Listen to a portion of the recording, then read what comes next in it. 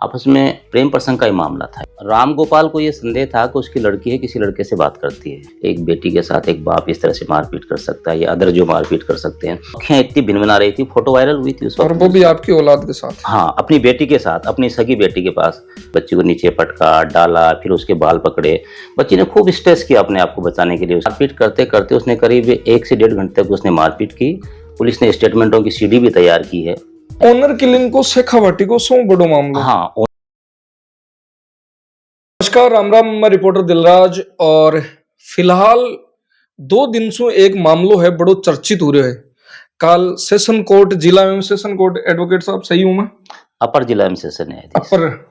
और बीज बाको एक फैसलो आयो और फैसलो यान को हो कि जखन लोग सुनर बड़ा हैरान हुआ, लेकिन यूं पहले हैरान जद हुआ कि 22 अक्टूबर 2019 में एक सनसनीखेज यान को मामलो यो ऑनर किलिंग को, जखन सुनर लोगा का दिल दहलगा। मतलब क्रूरता की हद है जकी पार हो चुकी ही भी टाइम पर। और वो मामलो बिक बाद के मायने कोर्ट में गयो, पुलिस केस हुयो, एफआईआर हुयो। और शेखावाटी को पहलो यान को मामलो है ऑनर किलिंग को, जखा के मायने अति सजा हुई है। 10 लोग एक मायने उम्र कैद मिली है और एक जगह मैन एक मायने माना गयो, वो मुलजिम माना गया और बने सजाए मौत को प्रावधान है, कोर्ट डिसाइड करियो है। तो भी केस ने की मोड़ू की हिसाबों गुजरियो वो पूरो। तो बी की पूरी चर्चा कर आप एडवोकेट राजेंद्र जी उड्ढा अपने बीच में है। और जखा ई मामला ने पूरी संजीदगियों और आपकी मेहनत पूरी टीम के साथ में ई साबू करी कि जखो वो मामलो बिन लास्ट तक लेर गया और पूरी न्याय की उम्मीद जखी करी और बठ तक पूछाबा को काम करियो। तो पहली तो आपने बहुत बहुत बधाई की ई केस ना आप ई साबू लेर गया कि जगह आज परिजन है बे दुआ दे रहा है कि मारे भाई ने न्याय मिल गो और भी बच्चे ने भी न्याय मिल गो एक तरीका हूं। क्योंकि बे लोग जखा यहाँ केवे कि मारी बच्ची शायद ही को नहीं जनाई ई साहब को कृत्य हुए हो वो। दिलराज जी, ये जो प्रकरण है, ये प्रकरण दर्ज हुआ था 23/10/2019 को पुलिस थाना रानौली के अंदर। और प्रकरण के अनुसार ये था कि 21 और 22 की रात्रि को गणपत राम को ये संदेह था कि जो मृतक मतलब स्टार्ट कटू यो स्टार्ट राम गोपाल को ये संदेह था कि उसकी लड़की है किसी लड़के से बात करती है। तो राम गोपाल ने उसका फोन लिया और फोन लड़के लेने के बाद में उसको पूछा और पूछने के बाद में उसके साथ वो मारपीट करने लगा। और मारपीट करते करते उसने करीब 1 से 1.5 घंटे तक उसने मारपीट की। और उस जो मारपीट का जो अपनी पुत्री के साथ जो मारपीट कर रहा था उसका घटनाक्रम, उसके जो घर पे सीसीटीवी फुटेज लगे थे वो सारा घटनाक्रम उसके अंदर आ गया। तो इस तरह से बुरी तरह से केबल के तार के टुकड़े करके उनको उसके टुकड़े करके लेके आया और हैवानियत की हदें पार करते हुए उसने इस तरह से मारपीट की। बच्ची को नीचे पटका, डाला, फिर उसके बाल पकड़े। बच्ची ने खूब स्ट्रेस किया अपने आप को बचाने के लिए, उसके हाथ भी जोड़े, पैर भी, लेकिन कंटिन्यू उसको 1 से 1.5 घंटे तक मारपीट करना। फिर उसको फोन दे करके और उस लड़के को उसको बुलवाया। उस लड़के को बुलवाया कि तुम उस लड़के को बुलाओ। तो उसने डर के मारे उस लड़के को बुलाया और बुलाने के बाद में ऐसी जगह पर बुलाया कि उसने ये कहा कि भाई ठीक है, मुझे कुछ डिस्टेंस दो, मैं उससे बात करूं। उस दौरान वो लड़की उस लड़के के साथ मोटरसाइकिल पे बैठ के भाग गई। फिर इन लोगों ने 3-4 गाड़ियों से इसका पीछा किया, 2-3 ने इसके पीछे मोटरसाइकिलें लगाई। मोटरसाइकिल लगाने के बाद में एसआर पेट्रोल पंप है जो पलसाने के पास में है, वहां उस मोटरसाइकिल का तेल खत्म हो गया। तो वो लड़की को तो उन्होंने वहीं पकड़ लिया, सब कोई सवारी गाड़ी थी उसमें डाल लिया। वो लड़का भग के मोटरसाइकिल लग के जब पेट्रोल पंप पर गया तो उसको पेट्रोल पंप से ये 3-4 लोग थे, जिसमें बाबूलाल फलडोलिया, बीरबल ढाका, नंदलाल मीणा और सोनलाल जाट, इन लोगों ने उसके साथ वहां मारपीट की और मारपीट करने के बाद में उसको गाड़ी में डाल लिया। ये इन सभी मुल्जिमान और अदर जो मुल्जिमान थे वो भी इनको ढूंढ रहे थे। ये मुल्जिमान इस दोनों जो मृतकान जो प्रेम है और ये गणपत, इन दोनों को सवारी गाड़ी में लेकर के ये राम गोपाल के घर ले गए। राम गोपाल ने अपने टेलीफोन, अपने जो मोबाइल मैसेज थे उनसे डाल करके, मोबाइल से कनेक्शन करके, जो अपने रिश्तेदार थे जिसमें महेंद्र मील है और अदर ये परशुराम है, महादेव है, बाबूलाल है, टोटल 14 लोगों को मुलजिम बनाया था। हाँ, 14। तो इन सभी लोगों को इसने इकट्ठा किया। इकट्ठा करने के बाद में सारी रात इन लोगों के साथ केबल के तार का इन्होंने, बड़ी केबल इन्होंने काटी है और उस केबल के तार के टुकड़ों से इनको बिल्कुल बेरहमी से मारा। पहले तो मारपीट करके इस लड़के को, गणपत को हत्या कर दी इन्होंने।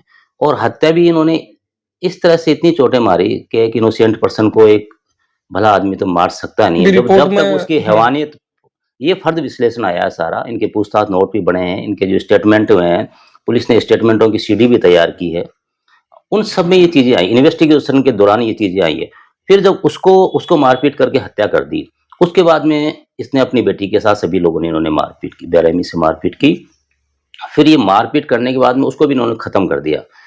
फिर इन्होंने ये प्लान किया कि भाई इसकी हत्या हो गई, इसको हमने मार दिया, तो इन्होंने डेड बॉडी को, दोनों की डेड बॉडी को राम गोपाल ने अपनी गाड़ी में डाला और अपनी गाड़ी में डाल करके मंढोली और जिणमाता रोड है, वहां पे कोई सुनसान जगह, कोई गड्ढा सा था, वहां उनको इस तरह से ये ऊपर नीचे डाल करके आ गए। सब अपने अपने साक्ष्य को छुपाने के लिए ये सब वहां से निकल गए। फिर इस राम गोपाल ने होशियारी करते हुए कि अपने साक्ष्य को विलोपित कर दिया, तो इसने एक गुमशुदगी की खाटू थाने में रिपोर्ट दर्ज करवा दी। डेड बॉडी भी टाइम पर दोनों डेड बॉडियों को डाल के आ गए। ये एक सुनसान जगह जो मैंने बताया, पुष्टि हुई कि क्या मारे हुए हो बयान को? नहीं, पुष्टि इस चीज की हुई कि जो केबल के तार के जो टुकड़े थे, उन केबल के तार के टुकड़ों को इन्होंने तोड़ा, उनको मोड़ा, और लगभग सभी मुल्जिमान के पास वो केबल के तार के टुकड़े थे, जो बाद में पुलिस ने उन मुल्जिमान से बरामद किए। जिन मुल्जिम और एक विशेष बात इसके अंदर ये थी कि जो केबल के तार के जो टुकड़े थे वो एक जैसे ही थे। आप ये नहीं कह सकते कि वो अलग अलग तार थे या पुलिस ने गलत रूप से उनको जब्त किए। पूरी केबल इन्होंने काटी, पूरी केबल काट के जितने मुल्जिम थे, आपको दे दिया, मेरे को दे दिया, अदरवाइज किसी और को, जो पर्सन जो साथ थे इसके 14 बंदू, उन सभी को उनको दे दिया और उनसे धड़ाधड़ मारपीट की। कुछ ने, जैसे महेंद्र मील है, इसने अपने जो फैन बेल्ट है, गाड़ी का फैन बेल्ट था, उसको निकाल के उसके मारपीट की। एक जो मुल्जिम था उसके पास लाठी थी। तो दो इनोसेंट पर्सन्स को हैवानियत की हदें पार करते हुए, पोस्टमार्टम रिपोर्ट को अगर देखें तो इन्होंने बॉडी का कोई पार्ट छोड़ा नहीं, इन्होंने मारपीट करते। पोस्टमार्टम में 22 निशान है, जी लड़का के, हाँ 22 और 12 लड़की के बताया। हाँ 22 और 12 13 ये तो जो है वो दिख रहे हैं। दूसरा, इनके इंटरनल पार्ट्स पे भी चोटें थी, जो इनकी क्रूरता, इनकी हैवानियत को दर्शित करती है कि एक बेटी के साथ एक बाप इस तरह से मारपीट कर सकता है या अदर जो मारपीट कर सकते हैं, वो सारा पोस्टमार्टम रिपोर्ट में, वरना कुछ ऐसी बाधाएं हैं कि हम उनको ज्यादा ओपन नहीं कर सकते, लेकिन क्रूरता की हदें जो पार करते हुए इनको मारपीट की और डेड बॉडी को वहां डाल दिया, दोनों की डेड बॉडी को डाल दिया। फिर इस राम गोपाल ने खाटू में गुमशुदगी दर्ज करवा दी। इसने गुमशुदगी दर्ज करवाने के बाद में इधर इसके मृतक जो परिजन है गणपत के, इसको वहां रात को कोई सुरेश नाम का लड़का था, उसने इसको फोन किया गणपत को कि भाई आप कहाँ हो। तो गणपत ने कहा मेरे साथ, मैं एसआर पेट्रोल पंप हूँ, इतना ही सुना और उसको आवाज आई कि उसके साथ मारपीट कर रहे हैं। तो फिर इन चारों मुलजिमान ने उसके मोबाइल को स्विच ऑफ करवा दिया। तो उस जो सुरेश था, उसने इसके जो साले था भागचंद था, उसको सुबह फोन कहा कि इस तरह से रात को एसआर पेट्रोल पंप पे पलसाना पे गणपत को अपहरण करके ले गए, वहां उसके साथ मारपीट कर रहे थे। तो ये इनके परिजन ये आए, भागचंद आया और ये जो बलदेव आया, इनके रिश्तेदारों ने आकर के वहां एसआर पेट्रोल पंप के फुटेज देखे। फुटेज देखने के बाद में इनके सामने एक क्लियर चीज हो गई थी। इनकी खाटू थाना वालों को भी इनको सूचना दी, वैसे भाई ऐसे कोई बात हो गई, आप चलो हमारे साथ। वो एक वर्बली चले गए वैसे।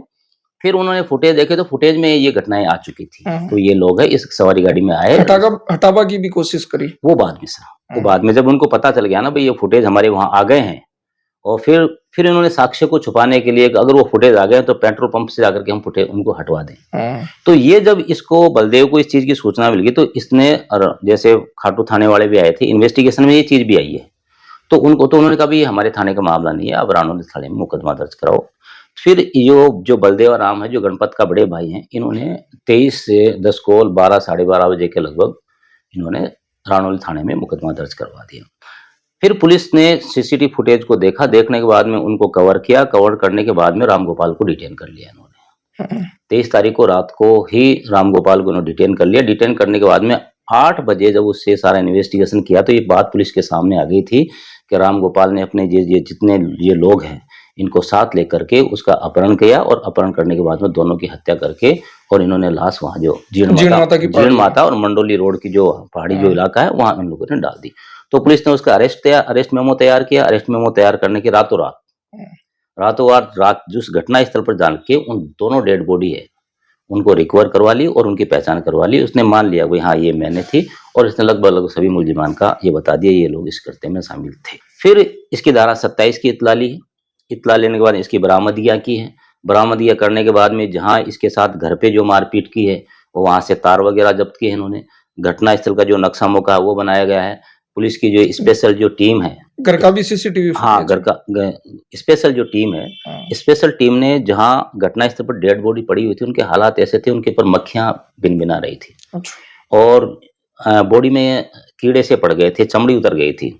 मतलब हैवानियत की, इसीलिए तो हदें पार की इन लोगों ने। Rarest of the rare. ये रेस तो ये इसी से बनता है कि आपने किस हद तक के प्यार उनके साथ मारपीट की कि उसकी चमड़ी के उतर कीड़े उसकी बॉडी में पड़ गए, मक्खियां इतनी भिनभिना रही थी, फोटो वायरल हुई थी उस वक्त। और वो भी आपकी औलाद के साथ। हाँ, अपनी बेटी के साथ, अपनी सगी बेटी के पास।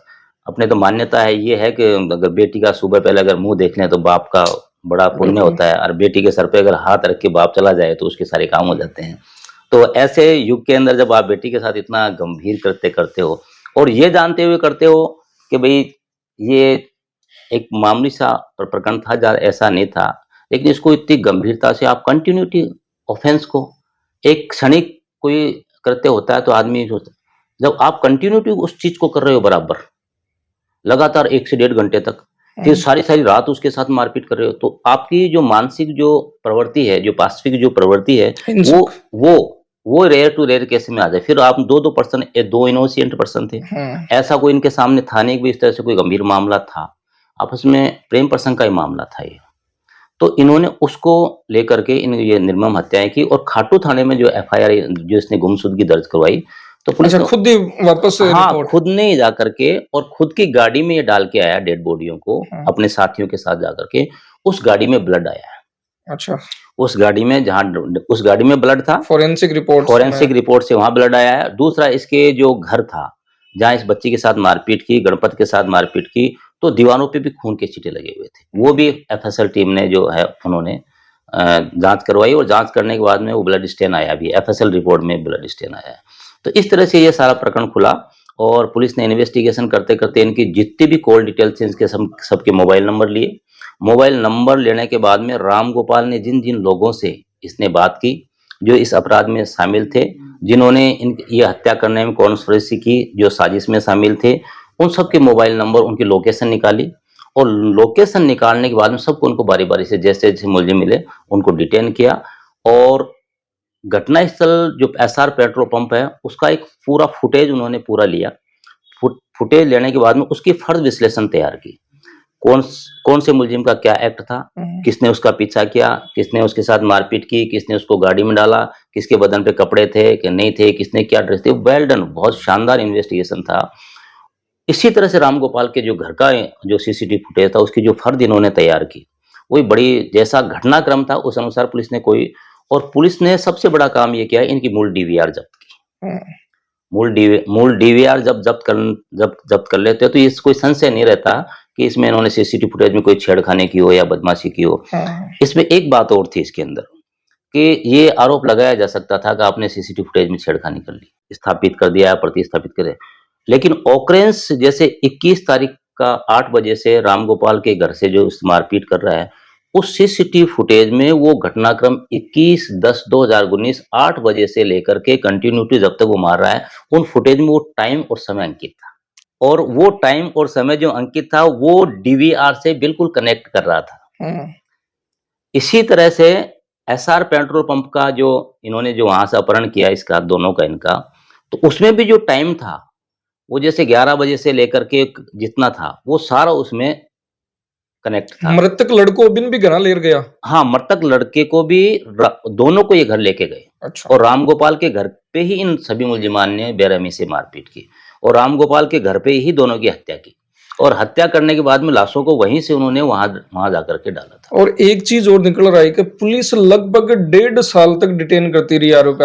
हाँ, आरोपी फरार। घटना के बाद में अपराध की गंभीरता को वो जानते थे, और उनको ये पता था भी हमारी कॉल डिटेल भी है, हमारी कॉल लोकेशन भी है, क्योंकि राम गोपाल की जो कॉल विश्लेषण आ गई थी, किन किन लोगों से उसने बात की, उसने कब कब बातें की, वो सारा पुलिस के पास आ चुका था। तो बिल्कुल जो फेयर जो इन्वेस्टिगेशन बोलते हैं, किसी निर्दोष को फंसाना नहीं है, दोषी को छोड़ना नहीं है। बिल्कुल आप अलग अलग पॉइंट पर बात कर जी, मैं डिटेल में ले रहा हूँ। तो एक महीने कोर्ट भी जी फैसलो दियो, लगभग 13 पॉइंट पकड़े है। तो मैं फर्स्ट पॉइंट आपने ले जना हीनियस क्राइम बतायो। हीनियस क्राइम के बारे में मैंने आपको बता दिया ना, कंटिन्यूटी मारपीट कर रहा है, डबल मर्डर। हाँ, डबल मर्डर, बिल्कुल। और दो निर्दोष हत्याएं, निर्मम हत्याएं की इन लोगों ने। ओनर किलिंग को शेखावटी को सो बड़ो मामला। हाँ, ओनर किलिंग का शेखावटी का सबसे बड़ा ये मामला है। इससे पहले ओनर किलिंग का और सजा भी सबसे बड़ी एक साथ 10-10 आदमियों को सजा, जिसमें उसके पिता को मृत्युदंड की सजा देना और बाकी उनको है आजीवन कारावास की सजा देना, 1-1 लाख रुपए उनको अर्थदंड करना। इससे बड़ा डिसीजन जो शेखावटी एरिया में, क्या मेरे हिसाब से तो पूरे राजस्थान में ओनर किलिंग का ये पहला मामला है। आप कहीं भी जाइए, पूरे राजस्थान स्टेट में अगर जाएंगे तो ओनर किलिंग का ये प्रथम मामला है। इतना बड़ा पनिशमेंट, इतना बड़ा इनको जुर्माना शायद किसी को हो। अब फैसलो आगो, लेकिन एक चीज जखी या तो थे एक तरीका प्रैक्टिकल तौर पर देखी है, संघर्ष बहुत हुई हो एक महीना, क्योंकि बहुत एक 5 साल को लंबो पीरियड हो, 5 साल 1 महीना टाइम हो, कहीं कहीं दिक्कत आई, सब शक से मिटाबा की भी कोशिश करी एक महीने, धमकी भी मिली, बहुत सारी कई चीजें निकल रहा है एक महीना। हाँ बिल्कुल, ये बात सही है कि मुलजिम ने अपने आप को बचाने का, गवाहों को डराने धमकाने का, टेम्पर विद करने का, कुछ गवाहों को उन्होंने अपने पक्ष में भी किया, पक्षद्रोही भी घोषित करवाया। लेकिन हमारा जो प्रकरण था वो परिस्थिति जन्य साक्ष्य पर आधारित था। परिस्थिति जन्य साक्ष्य के आधार पर, क्योंकि हमारे पास फुटेज थे, घटनाक्रम के जो फुटेज थे, और परिस्थिति जन्य साक्ष्य का ये होता है कि लास्ट टाइम मृतकान को आपने किसके साथ देखा, उसके बाद में कितने दिनों बाद में उसकी डेड बॉडी मिली, कहीं वो अलग किसी पर्सन के संपर्क में आए कि नहीं आए। इस प्रकरण में ये था कि जैसे उनका अपहरण किया, जिन अपहरण करने वाले लोग मौजूद थे, उनके साथ रामगोपाल जिस तरह से वो मौजूद था, उनके बाद में उनकी डेड बॉडी रिकवर हुई। ऐसा कोई संदेह नहीं था को किसी दूसरे पर्सन के कब्जे में आए हों या किसी दूसरे पर्सन से वो मिले हों। तो ये पूर्ण तरह से ये प्रमाणित था कि हत्या इन लोगों ने की। 14 लोगों का नाम आया हाँ जिटे आरोपी को, और 11 ने सजा हुई। जी सर। 11 बे लोग कौन हा, क्योंकि जिया परिवार में 2 हो जाए, 4 हो जाए, 5 हो जाए, भी साथ में जिया यार दोस्त था या फिर सारा ही फैमिली मेंबर हा? नहीं, इसके अंदर लगभग अधिकांश फैमिली मेंबर ही थे। जैसे मामा थे, चाचा थे, परिवार में जो अन्य लोग थे वो थे, 2-3 पर्सन और भी थे, लेकिन लगभग ये गांव अड़ोदा के थे। एक आदमी था जो मदनी का था। एक जो महेंद्र अपने आप को बता रहा, वो मूल रूप से तो यहीं का रहने वाला है, लेकिन वो जयपुर अपने आप को हो रहना बताया, लेकिन उसका भी रामगोपाल से बिल्कुल कनेक्शन था। वो वहाँ के जो सीसीटीवी जो पेट्रोल पंप है अपने, वहां से उसका आने का हमने फुटेज लिए हैं, उसकी गाड़ी के नंबर भी वहाँ है। जब ये क्राइम हो गया उसके बाद में जब वो रिटर्न हुआ है, उसका भी पुलिस ने इन्वेस्टिगेशन के दौरान फुटेज लिए हैं। फुटेज लेने के बाद में उस सेक्शन 65B का प्रमाण पत्र भी संलग्न किया है। तो उससे उसकी भी भूमिका इस प्रकरण में थी। उस फिर धारा 27 की इत्तला में घटना स्थल तस्दीक हुआ है, उसकी गाड़ी को जब्त किया, वो फैन बेल्ट जब्त किया है। तो ये लगभग परिवार के थे, इनके रिश्तेदार थे, नातेदार थे, इनके मित्र भी थे, जिनमें से 10 को आजीवन कारावास की सजा हुई है। बिल्कुल। और एक मायने एक चीज कोट करी फैसला का मायने कि प्री प्लान्ड और सोचबा को बहुत ज्यादा टाइम मिलो, लेकिन बिक बाद में भी क्रूर और बर्बरता गिरी। कहीं मानसिक स्थिति ले चले वाला, मानसिक स्थिति उसकी यही थी कि वो पूरी तरह से मानसिकता यही लेकर के चल रहा था कि मुझे इनकी हत्याएं करनी है, हत्या करनी है। वरना तो इतना जब लॉन्ग पीरियड हो जाता है तो आदमी एक बार थोड़ी मिस्टेक करता है तो वो समझ जाता है, क्षणिक होता है, कुछ क्षणिक होता है, मैं गलत रास्ते पे जा रहा हूँ। अगर आप उसको कंटिन्यूटी, उसको लगातार उस चीज को आप कर रहे हैं तो आपकी मानसिक स्थिति बिल्कुल पासिफिक हो जाएगी। उसके अंदर आपको ये है कि मैं इस अपराध को मैं करूंगा। तो ये इनकी जो जिसको फांसी की जो सजा हुई है, उसकी मानसिकता पूरी तरह से ये क्लियर थी कि मुझे इन दोनों की हत्या करनी। इतना लॉन्ग पीरियड तक उसकी मानसिकता एक ही चीज पे टिकी हुई थी, इसीलिए उसने 2 व्यक्तियों की निर्मम हत्या कर दी। वकील साहब, थार पर भी प्रेशर आयो लो? नहीं, क्योंकि प्रेशर हमारे पर इसलिए हमारे दो या फिर मत करो या फिर हड़कम ले, नहीं ऐसा कुछ नहीं। हमारे पर प्रेशर इसलिए नहीं आता है, मेरे पर तो कभी आया नहीं। मैंने काफी सीकर में काफी सेंसिटिव बड़े बड़े मुकदमे लड़े हैं। गोपाल फुगावट वाला भी मैंने लड़ा है, बलवीर बानोड़ा वाला भी मैंने लड़ा है, ओनर किलिंग का ये मैंने लड़ा है। और यहाँ टेलीकॉम के एक डीजीएम हुआ करते थे, एक बड़ी फैमिली थी, वो मैंने मुकदमे लड़े हैं। गुन्नू अपहरण कांड भी मैं लड़ रहा हूँ, और एक 7 साल की बच्ची के साथ रेप और मर्डर हुआ था श्री माधोपुर में जब मैं पीपी था। वो काफी संगीन मुकदमे लड़ते। तो हमारा एक ही वो रहता है, कब किसी को नहीं जानते। देखो मेरे बात, बिल्कुल हमारा मकसद ये रहता है, हम हमारी फाइल को जानते हैं और उसमें हम डेडिकेशन और होनेस्टी, 2 चीज। मैंने मेरी लाइफ में एक ही चीज, आप अपने प्रोफेशन के प्रति डेडिकेट रहें, और हॉनेस्ट रहे। बिल्कुल। बाकी हमें ये मतलब नहीं है कि आप हमारे निजी दुश्मन है, कि आप हमारे जानकार है, हम इस फाइल के ऊपर ही चलते हैं, इसलिए हमें इस संदेह नहीं रहता है कि भाई हमें कोई डराएगा, धमकी, हमारी निजी दुश्मनी तो होती है नहीं, डराना को मतलब यहाँ को नहीं कि प्रेशराइज नहीं, कोई कोई नहीं जानकारी है, नहीं कटवा नहीं, कोई कुछ यहाँ मेरे ऊपर शायद केस ना अदर नहीं दिशा में ले नहीं, जावे मेरे बहुत। ऊपर इस प्रकरण में कोई प्रेशर नहीं था, हाँ, कोई मुझे किसी ने प्रलोभन भी नहीं दिया, मेरे पास कोई आय भी नहीं।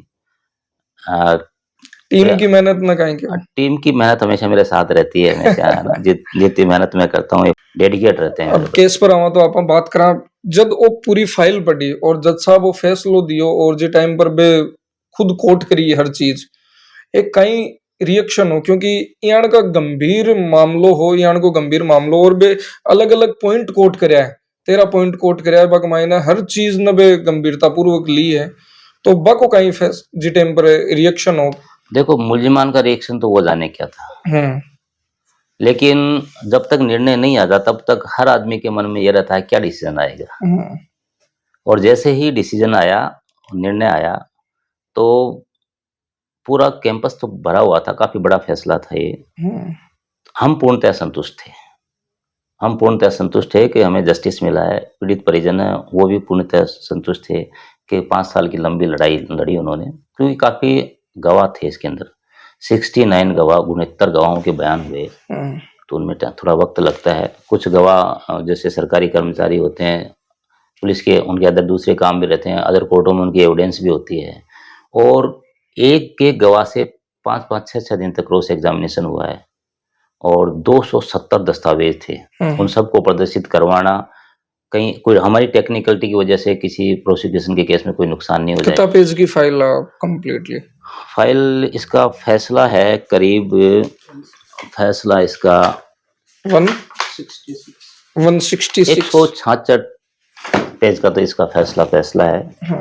तो कम से कम 250-300 पेज की फाइल है हमारी ये। कि समाज पर कई प्रभाव पड़ा यानी कि चीज़ों को इन कोर्ट भी करे हुए फैसला भी लिया है। समाज के इसके ऊपर इसका है ना, इस प्रभाव, इन जो मुल्जिमान को इतनी गंभीर जो सजा मिली है, कोर्ट ने जो दी है, एक बहुत अच्छा मैसेज गया है।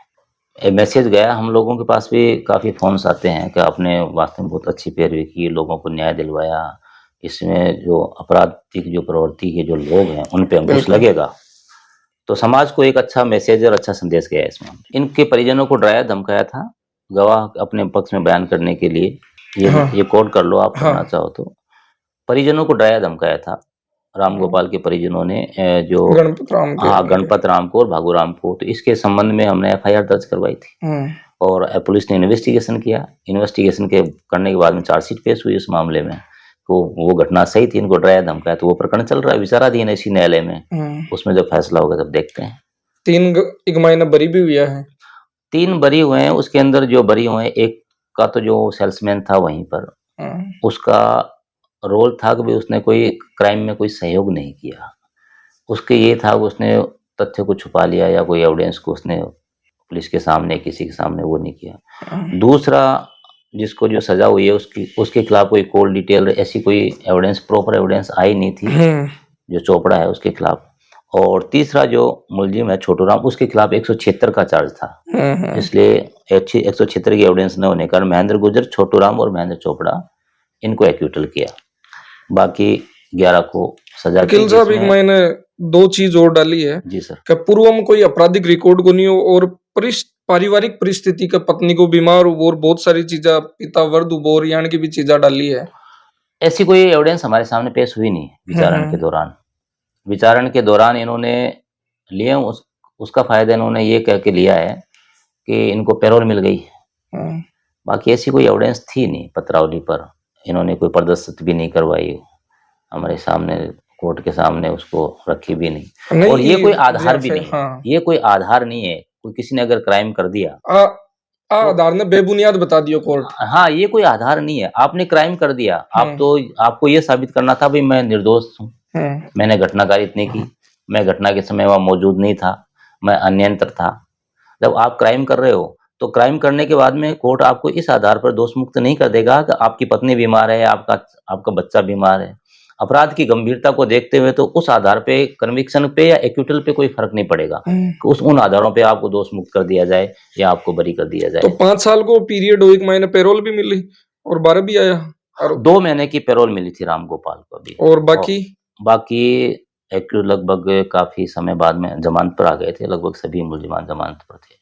अच्छा, और अभी वापस सब ना? हाँ, अब जितने जिनको सजा की है उन सभी को वापिस न्यायालय द्वारा न्यायिक अभिरक्षा में भेज दिया गया है। और अब कहीं लगे बे अठों आगे हाई कोर्ट वगैरह बैठे? हाँ बिल्कुल, वो जाएंगे, हम भी जाएंगे, परिवादी पक्ष भी जाएगा, हम भी बराबर उस चीज को प्रोटेस्ट करेंगे। न्याय की अंतिम लड़ाई है, वहां तक परिवादी पक्ष लड़ेगा इसको अपने न्याय के लिए। बाकी न्यायालय का निर्णय विधि सम्मत था। जो पत्रावली पर जो साक्ष्य थी उस आधार पर इन 10 मुलजिमान को सजा की है। 1-1 लाख रुपए इनको अर्थदंड किया है। हीनियस क्राइम्स मानते हुए उसके पिता को अपनी पुत्री की हत्या में मृत्युदंड की सजा की है। पहला ऑनर किलिंग का केस है, बड़ा केस था। लोगों को समाज में एक अच्छा संदेश गया है। लोगों की भावनाएं भी ऐसे प्रकरणों से जुड़ी हुई रहती है। एक निर्दोष व्यक्तियों की हत्या क्यों है। क्राइम पे इस पे कंट्रोल बिल्कुल होगा। इन्वेस्टिगेशन एजेंसी का धन्यवाद है कि राजेश जी आर्य डिवाइस पे थे, देवेंद्र जी एडिशनल एसपी थे, उनका बहुत शानदार है। मैं संतुष्ट हूँ उनके इन्वेस्टिगेशन से। काफी अच्छा इन्वेस्टिगेशन किया उन्होंने, प्रॉपर इन्वेस्टिगेशन किया, बिना किसी दबाव के इन्वेस्टिगेशन किया और जो मुलजिम था उसी को इसमें टेकअप किया। बाकी बिल्कुल, तो आप एडवोकेट साहब बात करी और बात करबा को एक चीज पर फर्क पड़ा है कि कई मामलों यो खटों स्टार्ट हुई और खट तक पूछो, मतलब हर चीज पूरी डिटेल के साथ में थारता ने पूछाबा की कोशिश की। और बिग मायने एडवोकेट साहब है जी हर चर्चा अफाऊ करी, हर चीज बताई, कई मामलों यो की टाइम पर हुई एग्जैक्ट समय के साथ में भी। और इन हीनियस क्राइम है जो तो बिल्कुल बताई हुई है। और जी हाँ, हिंदी के मायने बोला तो विरलतम, रेयरेस्ट टू रेयर। तो यान को मामलो और समाज के अंदर जो कोर्ट को फैसलो आयो भी बहुत सारा लोग है जगह अच्छो मैसेज गयो है। बिल्कुल, काफी चर्चाएं हैं इस मुकदमे की, बहुत चर्चा हो रही है लोगों में, बहुत अच्छा मैसेज गया है लोगों में, आलोचनाएं भी खूब हो रही हैं किसी निर्दोष लोगों की हत्या करने के बाद। समाज में बहुत अच्छा, हिंसा तो हमेशा गलत हुआ है, गलती होती है, अपराधी किसी का नहीं होता है। बिल्कुल, बहुत बहुत आभार, बहुत बहुत धन्यवाद। Thank you.